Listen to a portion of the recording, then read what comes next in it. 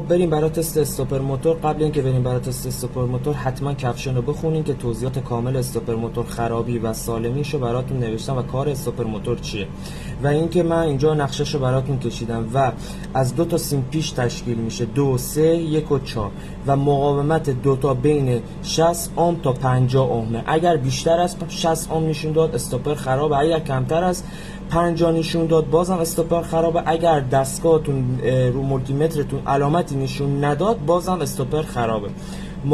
مولتی متر رو میبرید رو حالت مقاومت، پایه 1 و 4 رو تست میکنید. میبینید 51 اوم داره من نشون میده، یعنی 1 و 4 سالمه. حالا وسط 2 و 3 2 و 3 51 اوم داره به من نشون میده، یعنی استاپر موتور سالمه.